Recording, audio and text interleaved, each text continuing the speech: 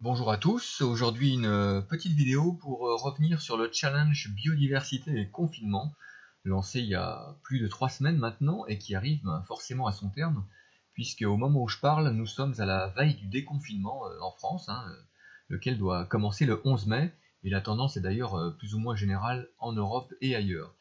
Pendant cette période de confinement, qui a quand même duré plusieurs semaines et qui a affecté plus de la moitié de la planète, les activités humaines ont été très fortement ralenties et cette situation a affecté la biodiversité, qui dans de nombreux cas est devenue plus visible à des endroits où elle n'était pas forcément apparente en temps normal.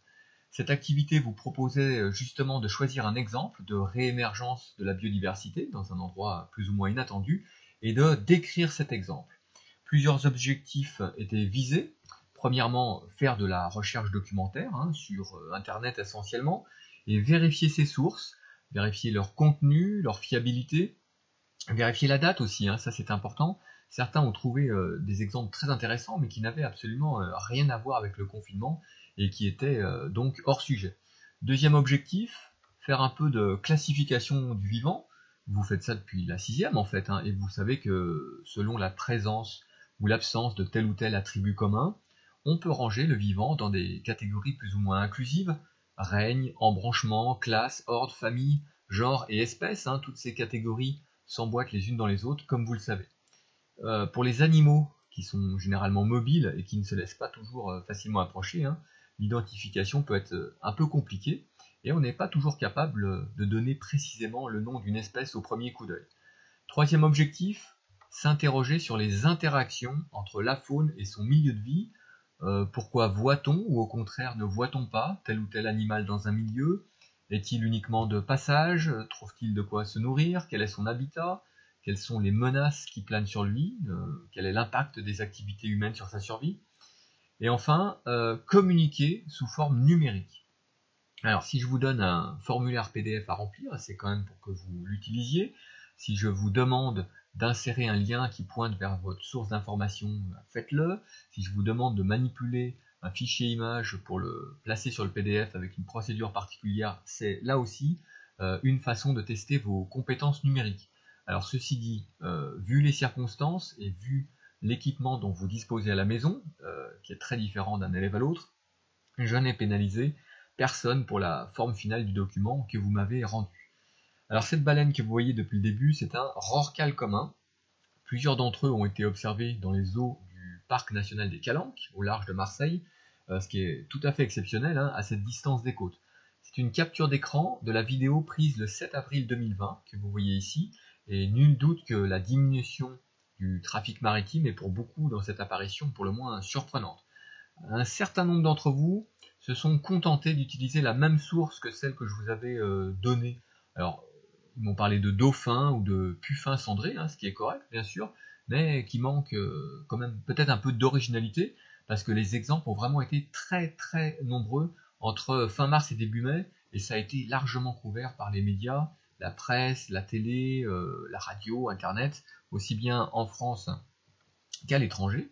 Et pour ceux qui sont curieux, il y a même eu cette étude scientifique là qui sera publiée au mois de juin dans la revue Biological Conservation, mais qui est déjà accessible en ligne et qui traite du sujet de manière un peu plus pointue. Je vous ai mis le lien dans la description si vous êtes intéressé.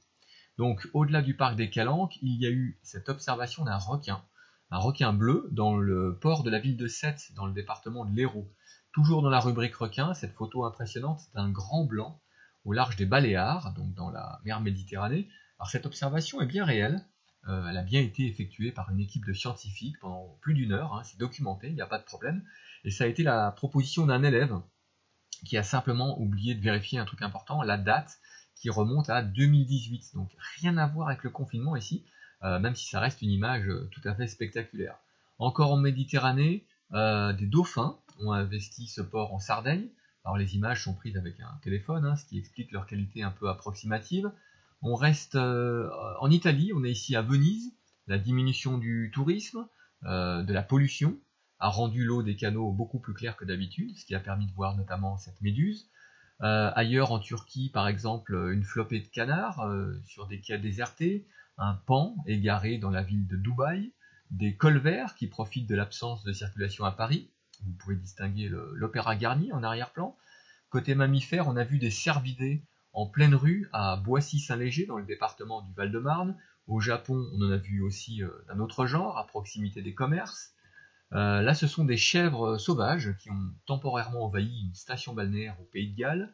Ce sanglier, visiblement très discipliné, traverse au passage piéton à Haïfa. Un raton laveur profite de la désertion de Central Park à New York. C'est bien un coyote qui prend la pause devant le Golden Gate Bridge à San Francisco. Toujours en Californie, un ours brun qui fait les poubelles dans une zone résidentielle. Un puma qui se balade dans la capitale du Chili. Alors cette image, elle a été beaucoup reprise dans les médias, hein, vous l'avez peut-être déjà vue. Des otaries prennent le soleil dans une ville côtière en Argentine. Alors ça, c'est une scène assez classique là-bas, mais c'est surtout l'ampleur du phénomène et l'extension du territoire des animaux qui a surpris les habitants. Des chiens errants à Calcutta, ce n'est pas surprenant non plus, mais le confinement et la réduction des déchets alimentaires dans les rues a fait qu'ils ont eu plus de difficultés à se nourrir et se sont sans doute manifestés davantage. Beaucoup plus rare, en revanche, cette observation d'une civette à grande tache, un mammifère endémique de la région et qui n'avait pas été observé depuis plusieurs années. Toujours en Inde, une autre espèce endémique, de bovidés cette fois, et je terminerai par cet incroyable déferlement de singes dans une ville touristique de Thaïlande. Là encore, l'endroit est connu pour ses populations de singes peu farouches, mais la réduction des activités humaines a créé une véritable crise alimentaire chez ces animaux qui dépendent en grande partie de ce que leur donnent les habitants ou les touristes. Voilà, je m'arrête ici avec les exemples de manifestations surprenantes de la biodiversité. Il y en a eu bien d'autres. Gardez quand même à l'esprit que lorsqu'elle n'est pas visible, cette biodiversité existe quand même, et parfois vraiment à côté de là où on se trouve. Le répit pour les animaux sera sans doute de courte durée, puisque les choses vont progressivement reprendre leur cours à partir du lundi 11 mai. Alors il reste quand même beaucoup d'incertitudes quant au déroulement des prochains jours et prochaines semaines, donc qui sait comment tout ça va évoluer. Voilà, c'est tout pour ce retour sur le challenge biodiversité et confinement. Si vous voulez voir les séquences vidéo de certaines scènes que je viens de vous montrer, n'hésitez pas à cliquer sur les images qui s'affichent actuellement ou bien laisser dérouler la playlist tout simplement. À très bientôt.